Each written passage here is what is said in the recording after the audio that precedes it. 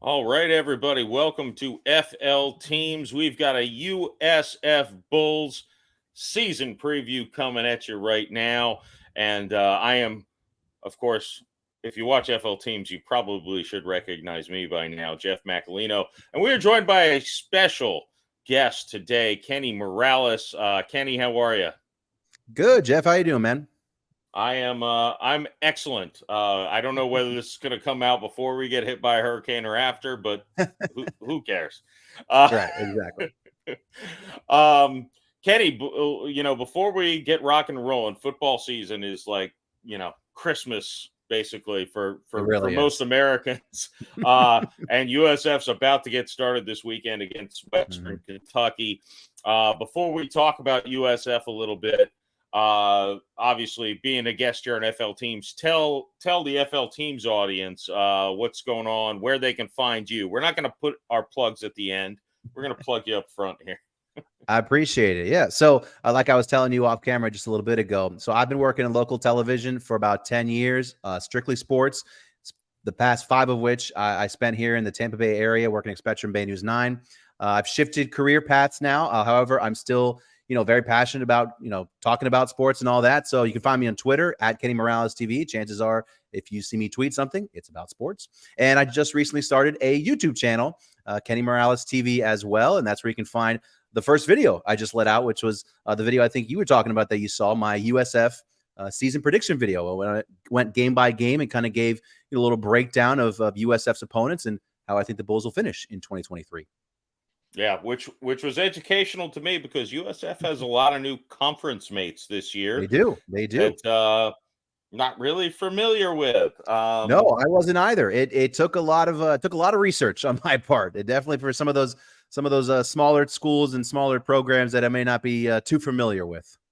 Yeah, well, I appreciate your research because it saved me some times. Yeah, no problem. Happy to do it, man. Yeah, that's what YouTube is for.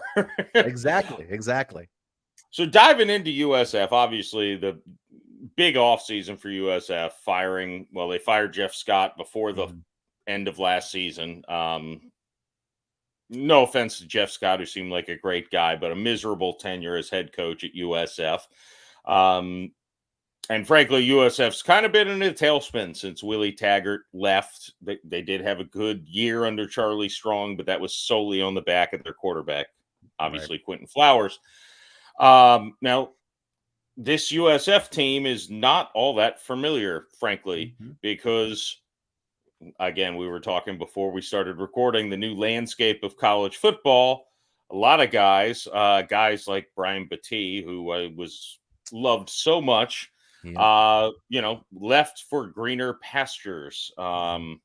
or as green pastures, I guess, in Yeah. USF. Neither But here nor there. yeah. So there's not a lot of familiarity, frankly, with a lot of skill position players, but Mhm.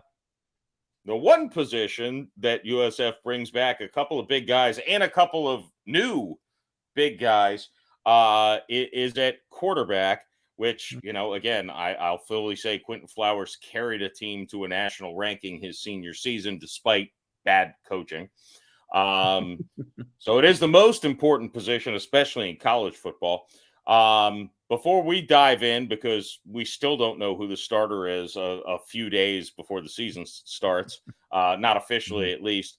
We're Right. going to jump into an interview that we had here on FL Teams with Coach Golesh a few months ago and see what he had to say about the quarterbacks. There's a lot of hope. Now, a lot of the skill position players that the fans may have been used to from the past couple of years have moved out, but there's also seemingly a overload of star power at the quarterback position. I mean, Bohannon, Brown, Archie, Izzy Carter. What's your vision with the quarterback? Is it just going to be blue collar where you're going to all compete, or what's your plan there at this point? Yeah, I think not to give you a token answer, but a little bit of the token answer is we're going to compete at every spot. Mm-hmm. But genuinely, we're going to compete at every spot. Quarterback is one that I think it's funny here, just like everywhere else. But but you guys talk about years of success, right? And you throw out with those years of success, it's like, well, there's Matt Grothe, and then there was, Quentin Flowers, and then there was BJ Daniels, and like you're combining really good teams with a really good quarterback. Mhm. So it's pretty easy to understand that it starts with that spot, certainly offensively. I'm really excited about Gary. We haven't seen him full go yet. He's coming off the shoulder, the labrum in the fall. He's throwing the football now, which has been incredible to be able to see him get back into that. But that kid also, he legitimately took more reps than anybody else in the spring because he took every single 1, 2, and 3 rep from behind whoever the quarterback that was in there, and literally took from the footwork to the drop to all of it behind us. So mentally, he's been incredible. Physically, he's really come along. Now it's just a matter of him getting back into what it is to be in, under behind the center, and I almost said under center there for a second. I don't know where I'm going with that, but it's really cool to actually see him. Like, he comes up here every morning and is just lit up because he's excited to be throwing again. So his rehab has gone really well, and that's really a credit to him because of how hard he's worked at it. And then Byron Brown, a young man that played in 2 games and really did a solid job offensively in 2 losses at the end of the year. And like, his body of work was really interesting going in. I think he took a huge step this spring in every aspect, certainly as a leader. But I really think that Byram is one of the better athletes on this team, just in general, which I didn't know that. You watch his high school film, you watch the last 2 games last year. He did a good job with a lot of different things, but I didn't know he was the athlete that he was. And we went through winter workouts, and I kept saying in our staff meeting, waiting for somebody to say, man, like, you're crazy. And everybody's like, yeah, he really is, really a phenomenal athlete. And he had a really good spring. He got better every day. Took a little step back in our first scrimmage, and then took a monumental step in his second scrimmage. And then I thought he had a good spring game and really commanded the offense really well. Then we brought Bryce Archie here, and Bryce is a young man that I had actually recruited at, like you said, down the road. And he was our top target there. We left. He goes to Coastal Carolina, and I was so excited to get him here because he ran a version of our offense in high school. He understands it. He sees the game in a really cool way. High end baseball player too. Well, so we talked before we started recording. Thank you, Coach Golesh, for joining us here on FL Teams. And I'm a heavy drinker, so I don't always remember specifically everything that everyone says. And I think, again, nobody knows who's going to be under center, so to speak. Right. I just did what he did. Yeah. Nobody knows who's going to be behind center for USF on Saturday. But I know I told you I was kind of hoping Brown would be the guy. And I'll just throw it to you to give your explanation as to who you think is going to be under center. And I think you're right, based on what Coach Golesh said even a few months ago. Yeah, my expectation is that Gary Bohannon will be QB1 to start the season at Western Kentucky. And I think the biggest reason is the fact that, he has the most complete resume out of those quarterbacks. He's the guy that, had a successful season at Baylor. Obviously last year didn't go as planned to start the year, but the last couple of games, I would say he looked pretty decent. I was just looking at the stats again. He threw like 6 touchdowns, no picks, was completing more of his passes, getting the ball down more field, or getting the ball down a little bit more down the field. And then obviously, unfortunately, had that injury in the Tulane game, and that kind of threw a wrench in the plans there. But I love Byron Brown. I think like Coach Golesh said, he is a heck of an athlete. I mean, we saw in that UCF game some of the big runs he made, especially that very last one. I think that was the go-ahead touchdown until obviously UCF came back. But I think overall Bohannon is the more veteran presence. I think that he is kind of the go-to guy for now. maybe things will change. Who knows? Obviously, Byron Brown is a heck of a quarterback. So if something goes bad or goes awry, I think Coach Golesh would feel pretty comfortable in inserting him in there. But I think to start things off, it'll be Bohannon. Yeah, and I hope there's a package or a plan for Brown to avoid. Frankly, look at McLean. Yeah, You know, I mean, we just talked about it. If this is a situation now in today's college football world where Bohannon has that thing pretty much locked up, I mean, there are going to be a number of schools that would be interested in taking, Byron Brown services if he were to go in the portal. We don't know. We have no idea. He's a great kid, comes from a great family, but remember, he's not a Florida kid either. He's a North Carolina guy. So who knows? Maybe one of those smaller schools up there or another school in that area maybe comes calling. Who knows? It's interesting, and even look, we mentioned Archie and Carter also. Mm-hmm. Like USF has 4 quality quarterbacks. But frankly, looking at the rest of their roster, there's a lot of question marks, and it's like, boy, it's absolutely amazing that they were able to keep this many quarterbacks. And I think a lot of it's probably to do with Golesh and what he did with Hooker in Tennessee last year. I think so, yeah. Absolutely. I think the success of, what they were able to do with Hendon Hooker, and then obviously the years when, Golesh was at the school down the way, which I love that he says that because I'm a UCF alum. So I crack up every he says the school down the road. I think that's great. The success with Dylan Gabriel and everything when Heupel was kind of running the show there as well. He knows how to, him and obviously Josh Heupel have had success with quarterbacks. And I think that is enticing for any quarterback, whether you're a high school recruit or somebody, looking for a new home in the portal. Yeah. And hopefully Brown, even if he doesn't get the starting job. And again, even listening back, I obviously was conducting the interview, but, and I was listening at the time, but listening back to it now, it's like, he really talks a lot about Gary Bohannon's veteran presence and all that stuff. Yeah, it seems to be leaning that way. And again, not that this is Bohannon's last year in college, so not that there's a risk of losing him, so to speak. Right. I hope they figure out a way to get Brown in the game. It was interesting, again, listening to his answer.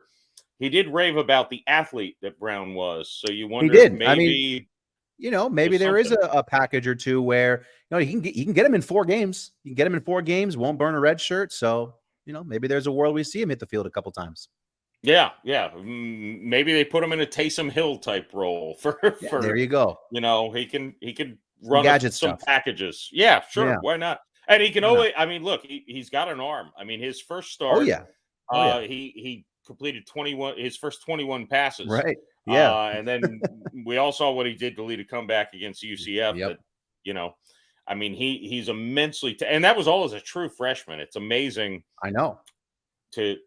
What's really stunning is he was the 3rd string quarterback coming into the year. So how much did he improve behind the scenes that's what you got in the 2 games he finally came in. Yeah. So quarterback, probably the biggest strength for this team that otherwise I would say the QB or the running back room. I know we've heard Coach Golesh really rave about that position group in particular. I think they have a pretty good amount of depth there at that position. My only concern, or my biggest concern, because I have a lot of concerns, but my biggest concern is, look, last year the offense put up some big numbers and big point totals against some good teams, and just got outshot because USF's defense, and I'm kind of wearing this as an ode to Jim Leavitt. There was the backbone of the school's identity. Its first, 15 years, whatever it was. The defense is. Well, I'm not going to use foul language on Isaac Edelman's channel, but it's what comes out of a bull. I mean, it's not been good for years. No, but as bad as it was last year, it can only go up, right? they were, I think, almost dead last in just about every statistical category and in the FBS. So I feel like mathematically speaking, you have to be a little better. I mean, and also I think just some of the additions they've made defensively through the portal, I think will help. And then I think the biggest difference will be Todd Orlando. I think a new defensive coordinator to help put guys in better positions to be more successful. I think that'll be the biggest difference maker. Yeah, and I was thrilled they brought Kevin Patrick back as their D-line coach. He was here back in the heyday of the USF War Daddy D-line. himself, right? Yeah. So now people can go to your YouTube channel to get your game-by-game prediction and learn a lot about your opponents like Rice.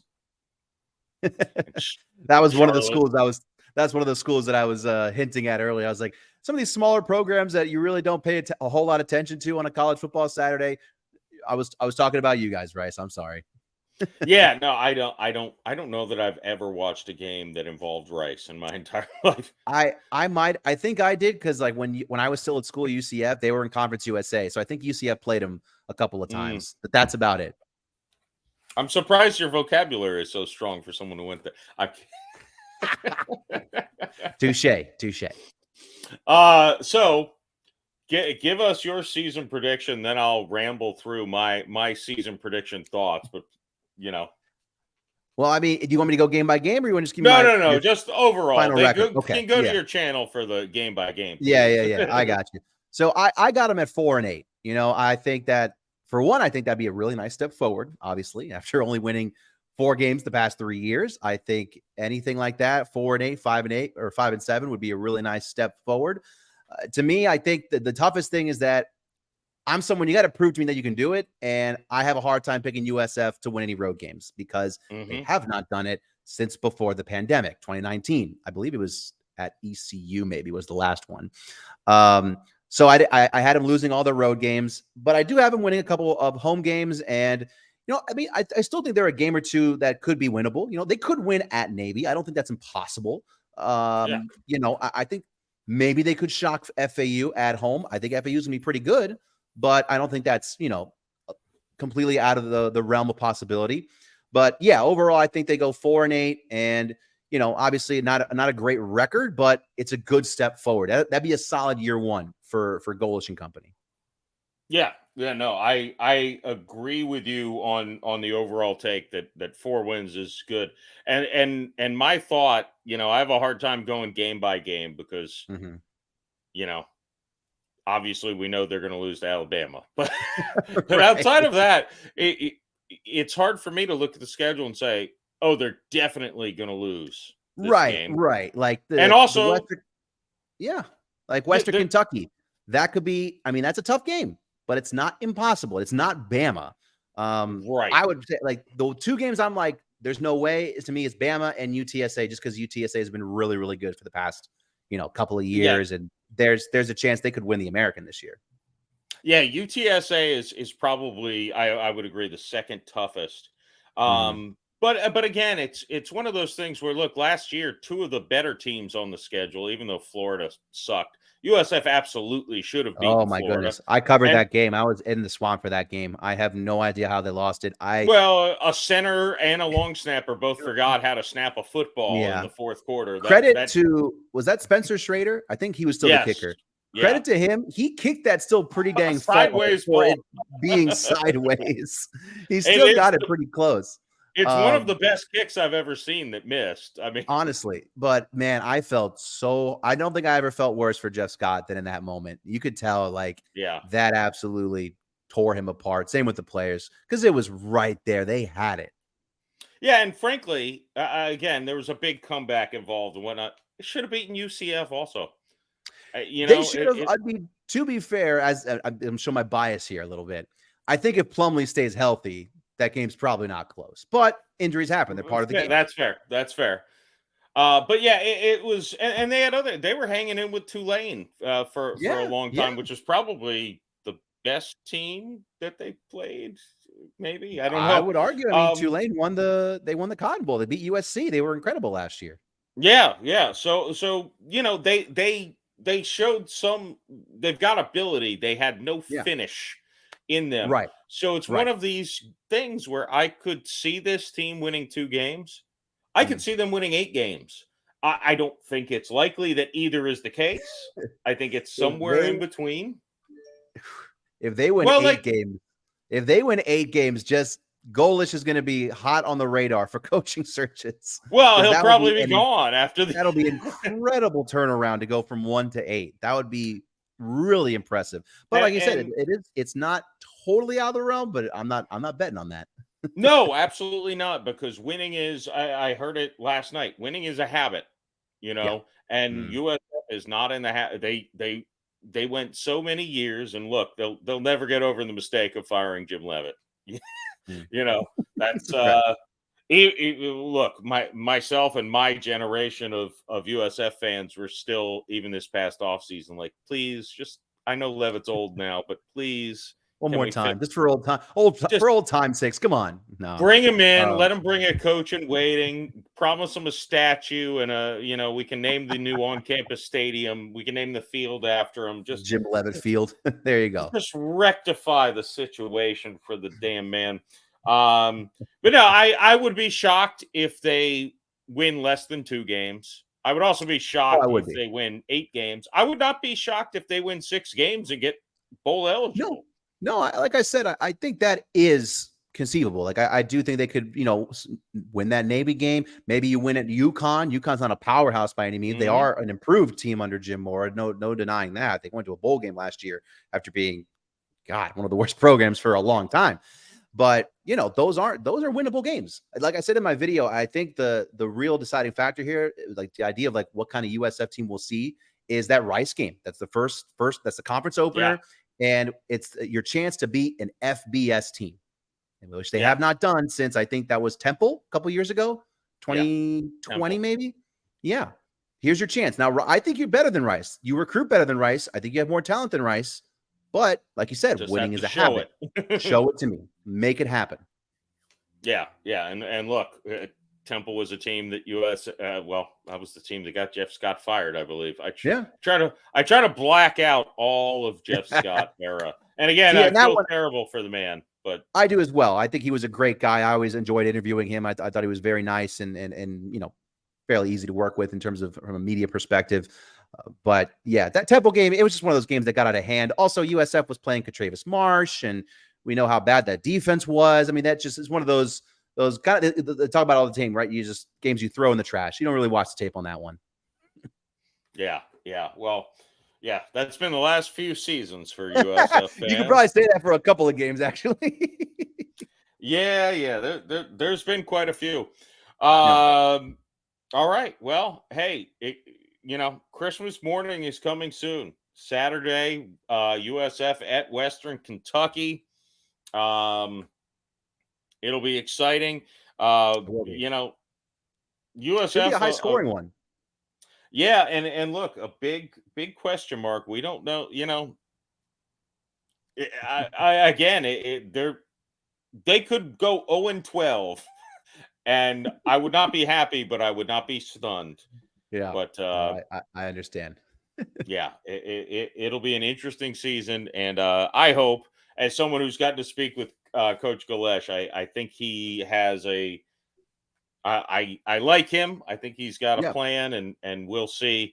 But I probably would have said that about Jeff Scott also. So I totally get that. Like I said in my video, I tell USF fans, give him time. Give him some time. I think you're already seeing some rewards in recruiting. I think he's starting to recruit pretty well. This class for 24, I believe recently it was the top class in G5. I don't know if it still is. This was like a week or two ago. So clearly he knows how to recruit to a certain extent, because this program won 4 games in 3 years. That's not easy to recruit that to kids.